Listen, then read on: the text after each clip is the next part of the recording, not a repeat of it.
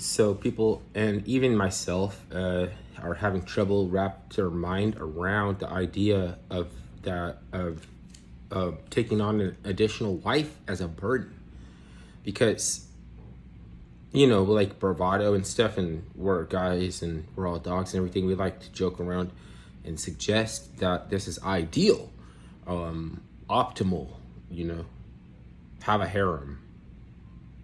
But to whom much is given, much is required, and it's a bunch of responsibility. And I'm not so sure I'm wanting this now, because just because you have a harem doesn't mean you have a boss. You have, for some reason, the perfect scapegoat, but they are not. You know what I'm saying? Women are are only susceptible because they're not brand specific, okay, to the transhumanist agenda, but they're not to be blamed for getting us all killed and ruining everything. That is something that I'm partially guilty of. I mean, because if I turn away from it, you have to wonder if that's ever been my intention. I was confused. I didn't understand that a man's problem was spiritual, not material. And if a woman assumed that it might be sometimes material, it's not all her fault. Sometimes it's our fault. Just because, you know what I'm saying? It is a spiritual problem, not a material problem. But can we sometimes help the women along to assume that it is material sometimes? Because when it comes back as objective feedback, it's like, pissy, like, it's like you think it's more complicated than it actually is. If you come contaminated by the dukkha, then you'll be a sour man, a sourpuss. But you're not really a misanthropic, misogynist pig.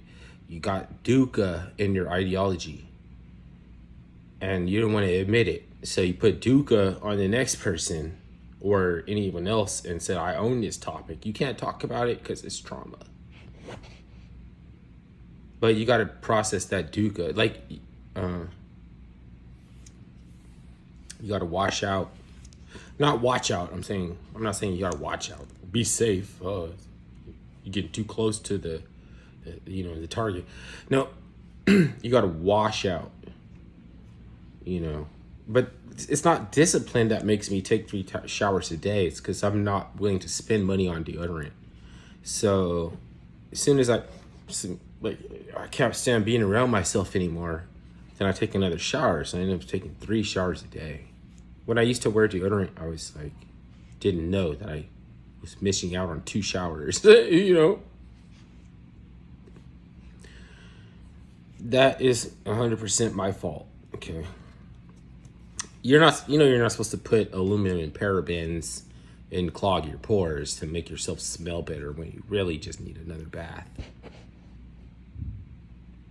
There's all kind of conflicting information that tells you that you don't need to take a shower every day.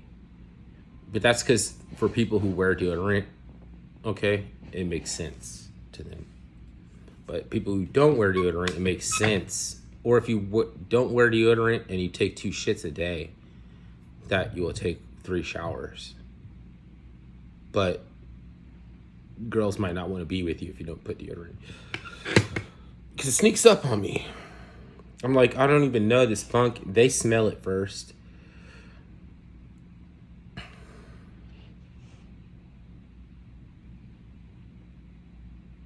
It's just a consideration. Wash your belly. You don't have to shave your arms like Wes Watson says that he doesn't even believe that you're supposed to shave your arms and show me your tummy. That's his ideology telling you to wrap up your points, and I want to see evidence and empiricism. Empiricism, I don't always lean on empiricism, but to him, it is like this. Like there's a titty, okay?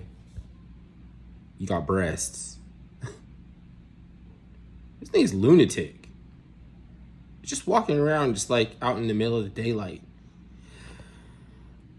Not everybody is expected to overpower someone like Wes Watson with your ideology when he'll pound you into a fucking grease stain, and you got to die for your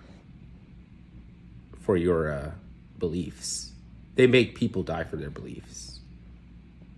You can't not have beliefs.